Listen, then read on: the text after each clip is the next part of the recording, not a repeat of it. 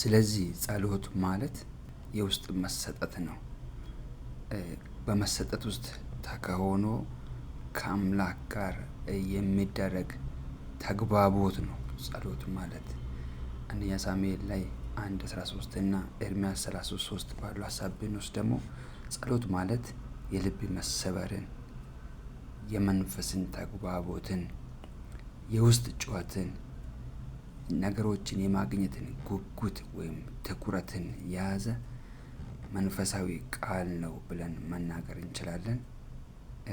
ሌላ ደግሞ ጸሎት ማለት ውጊያ ነው። ግንባር ላይ የሚደረግ የውጊያ ትግል፣ ድንበር ለመውሰድ ግዛት ለማስፋት የሚደረግ ጦርነት ነው ጸሎት ማለት። ይህን በያዕቆብ 4:7 እና እንደ ጴጥሮስ 5:18 ባለው ሀሳብ ማየት እንችላለን። ባለጋራችሁ ዲያብሎስ የሚውጠውን ፈልጉ ይላል።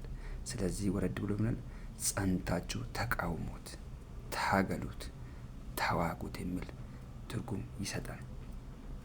ክፉን ተቃውሙ፣ ወደ እግዚአብሔር ቀረቡ። መቃወም፣ መታገል የሚል ከጸሎት ጋር የሚገናኝበት። ሌላኛው ደግሞ ኢየሱስ ክርስቶስ ተራራ ስብከት ላይ ያነሳውን ሀሳብ ማንሳት እንችላለን። መፈለግ፣ ፈልጉ ታገኛላችሁ የሚለው ፈልጉ፣ መፈለግ፣ ነገሮችን ለማግኘት የሚደረግ ትግልና ጉጉት። ቅድም እንደጠቀስኩ ኤርምያስ ላይ ጩህ ይለዋል። መጮህ የሚለውን ነገር ሳወራ በመንፈስ መጮህ ሊሆን ይችላል፣ በአካል መጮህ ሊሆን ይችላል። መጮህ ብሎ መጮህ ነው ጸሎት።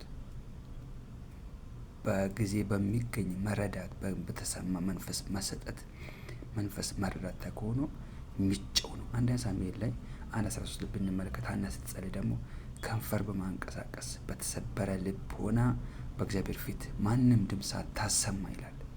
ያ ድምፅ ሳይሰማ ጸሎት የሚጸለይበት ነው። ኢየሱስ ክርስቶስ ሌላ ያስተማረው ነገር አለ።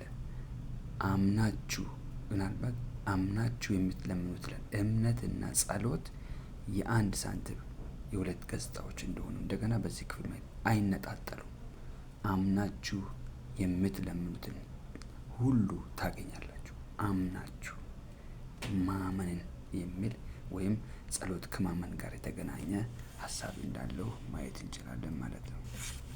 ስለዚህ በአጠቃላይ ጸሎት ማለት ከላይ የተጠቀምናቸውን ቃላቶችን አጣምሮ ጨምሮ ይዞ ሸክም ማራገፊያ፣ ከተጽዕኖ ነፃ ማውጫ፣ እረፍት ማግኛ፣ መልእክት መቀበያና ነፍስ ከፈጣሪ ጋር የምትገናኝበት መነጋገሪያ ሜዳ ብያለሁ።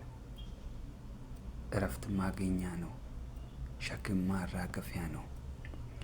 መልእክትና ጥቆማ መቀበያ ነው። ድል ማብሰሪያ ነው። ነፍስ ከፈጣሪው ጋር የምትገናኝበት መገናኛ ማዕከል የሆነ ሜዳ ነው ጸሎት። ስለዚህ እናንተም እስኪ ተጨማሪ ስለ ጸሎት ምንነት ማንሳት ማውራት እንችላለን። ያላችሁን መረዳት ብታስቀምጡ ብናወራ ጸሎት ሰፊ ሀሳብ ነው፣ አስተማሪ ነው የሚል ሀሳብ ማንሳት እንችላለን።